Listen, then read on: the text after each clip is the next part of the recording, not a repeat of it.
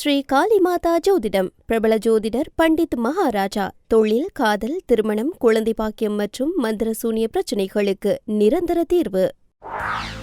கடந்த 20 ஆண்டுகளாக இலங்கை மற்றும் தென்னிந்திய கேட்டரிங் துறையில் முன்னணி மற்றும் முன்னோடி நிறுவனமாக திகழ்ந்து தனது தன்னிகரற்ற சேவையின் மூலம் மக்களின் நன்மதிப்பையும் நம்பிக்கையும் பெற்ற ரூபீஸ் கேட்டரிங் நிறுவனம் தற்போது வென்யூ சோர்சிங், கேட்டரிங், டெக்கரேஷன் என முற்றுமுழுதான ஈவென்ட் பிளானிங் சேவையினை வழங்குகின்றது. உங்களது நிகழ்வுகள் எதுவானாலும் rubiescatering.co.uk. உங்களது நிகழ்வுகள் எதுவானாலும் தங்கமான பொழுதாக மாற்றிட rubiescatering.co.uk.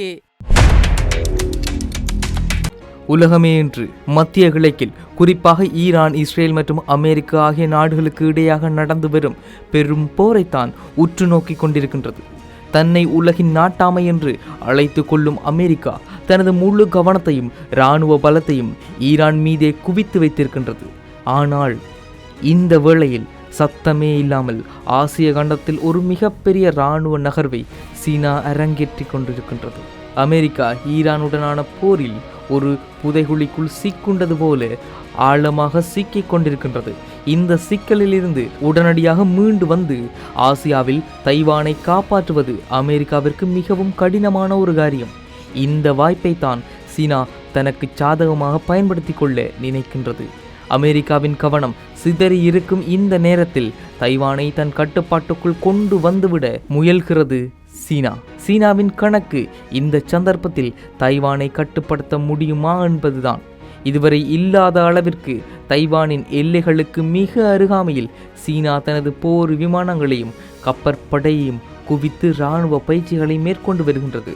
சுருக்கமாக சொன்னால், ஈரானில் நடக்கும் போரையும் அதனால் அமெரிக்கா அடைந்துள்ள நெருக்கடியையும் பயன்படுத்தி உலக வல்லரசாக உருவெடுக்கும் தனது நீண்ட நாள் கனவை சீனா நிறைவேற்ற துடிக்கிறது. மத்திய கிழக்கில் போர் எந்த அளவிற்கு நீடிக்கின்றதோ அந்த அளவுக்கு தைவான் மீதான சீனாவின் தாக்குதல் அபாயமும் அதிகரிக்கிறது. சரி, வெறும் 36,000 சதுர கிலோமீட்டர் மட்டுமே பரப்பளவு கொண்ட இந்த குட்டி தீவை ஏன் சீனா இவ்வளவு வெறித்தனமாக கைப்பற்ற நினைக்கிறது? இது வரும் எல்லை பிரச்சனை மட்டும்தானா? நிச்சயமாக இல்லை.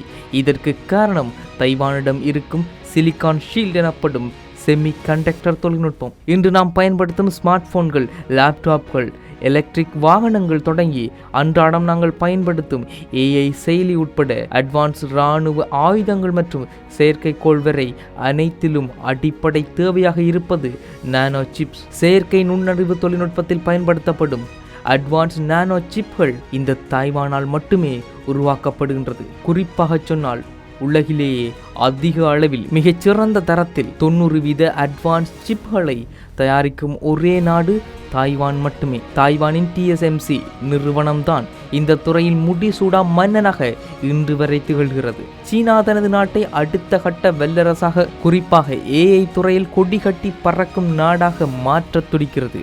ஆனால் அதை செய்வதற்கு தேவையான அதிநவீன சிப்களை உருவாக்கும் தொழில்நுட்பம் சீனாவிடம் இல்லை. அவர்கள் வெறும் 22 நானோமீட்டர் அளவிலான பழைய சிப்களையே உருவாக்கும் திறனை கொண்டுள்ளனர். மேலும் அமெரிக்கா மற்றும் தாய்வான் நாடுகள் தங்களது அதிநவீன சிப்களையோ அல்லது அதை உருவாக்கும் இயந்திரங்களையோ சீனாவிற்கு விற்க கூடாது என கடுமையான தடைகளை விதித்துள்ளது. எனவே தொழில்நுட்ப போரில் வெல்ல வேண்டுமானால் தாய்வானை கைப்பற்ற வேண்டிய கட்டாயத்தில் சீனா நிற்கின்றது. தாய்வானை கைப்பற்றினால் மட்டுமே உலக தொழில்நுட்ப போட்டியில் சீனா முதல் இடத்திற்கு வர முடியும் என்ற கட்டாயத்தில் சீனா தள்ளப்பட்டுள்ளது. தைவான் மீது சீனா தாக்குதல்கள் நடத்தினால் அது 3ஆம் உலக போராக மாறுமா என்ற கேள்வி பலருக்கும் உள்ளது.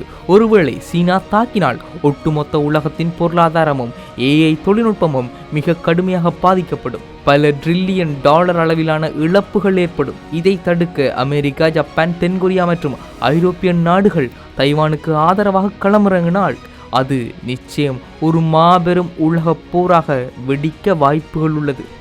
ஆனால் கள நிலவரம் சற்று வித்தியாசமாக உள்ளது. உலக நாடுகள் உண்மையிலேயே தைவானை காப்பாற்ற நினைக்கிறார்களா, அல்லது அவர்கள் தைவானை ஒரு தொழில்நுட்ப சாலையாக மட்டும்தான் பார்க்கிறார்களா என்ற கேள்விக்கு ஆம் என்றதுதான் பதிலாக வருகின்றது.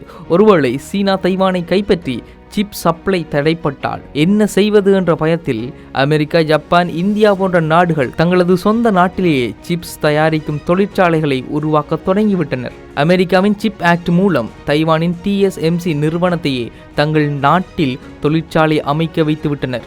இதற்காக பல பில்லியன் டாலர்கள் முதலீடு செய்துள்ளனர். இதன் மூலம் இன்னும் சில ஆண்டுகளில் தாங்கள் தைவானை சார்ந்திருக்க வேண்டிய நிலை மாறிவிடும் என்று அமெரிக்கா உள்ளிட்ட பல நாடுகள் நினைத்து கொண்டிருக்கின்றது. இந்த சந்தர்ப்பத்தில் சீனா ஒருவேளை தைவானை கைப்பற்றினால் தங்களுக்கு பெரிய பாதிப்பு இருக்காது என்று உலக நாடுகள் கணக்கு போடுகின்றன. எனவே உலக நாடுகள் நேரடியாக போரில் குதித்து ஒரு 3ஆம் உலகப் போரை உருவாக்குவார்களா என்பது மிகப்பெரிய கேள்விக்குறியாகவே மாறி நிற்கின்றது. ஆனால் சீனா நினைத்தவுடன் தைவானை எளிதில் பிடித்துவிட முடியாது. அதற்கு பல தடைகள் உள்ளன. சீனாவிற்கும் தைவானுக்கும் இடையே உள்ள கடல் பகுதி மிகவும் குறுகலானது. தைவானின் கடற்கரை பகுதிகள் ஆழமற்றவை என்பதால் சீனாவின் பெரிய போர் கப்பல்கள் கரையை நெருங்க முடியாது. மேலும் தைவான் தனது எல்லைகள் முழுவதும் அமெரிக்காவிடமிருந்து வாங்கிய அதிநவீன ஆயுதங்களை குவித்து வைத்துள்ளது. தரைப்படை இறங்க முயன்றால் அவர்கள் கரையை தொடுவதற்கு முன்பே அழிக்கப்படுவார்கள். ஈரான் எப்படி ட்ரோன்கள் மூலம் தாக்குதல் நடத்துகின்றதோ அதே போன்ற உத்திகளை தைவானும் பயன்படுத்தக்கூடும். ஆனால் இது எல்லாவற்றையும் கடந்து ஈரானுடனான போர் நிற்கப்படாத வரை சீனாவும் தைவானுக்கும் இடையிலான இந்த முறுகல் என்பது மாற்றப்படாமலேதான் இருக்கும். தைவானின் தலைவிதியும் சீனாவின் அடுத்த கட்ட நகர்வும் மத்திய கிழக்கில் நடக்கும் போரில் தான் அடங்கியுள்ளது.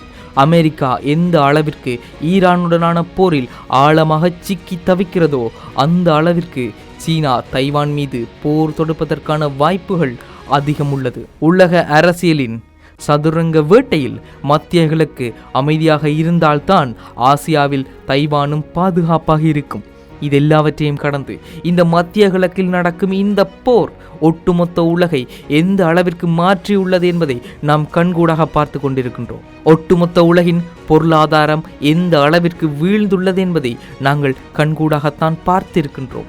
நமது அன்றாட தேவைகளுக்கான பொருட்கள் எந்த அளவிற்கு விலை உயர்ந்துள்ளது என்பதை நாங்கள் பார்த்து கொண்டுதான் இருக்கின்றோம். ஒருவேளை சீனாவுக்கும் தைவானுக்கும் இடையிலே ஒரு மோதல் ஏற்பட்டால் அந்த மோதலுக்கு ஏதாவது ஒரு நாடு ஆதரவாக வந்து நின்றால் அந்த சந்தர்ப்பத்தில் மீண்டும் ஒரு மாபெரும் போர் வெடிக்கும். இதெல்லாவற்றையும் கடந்து சீனா தைவானை ஆக்கிரமிக்கும் இந்த சந்தர்ப்பத்தில் அந்த நேரங்களில் எந்த கப்பல் போக்குவரத்தும் இருக்க போவதில்லை.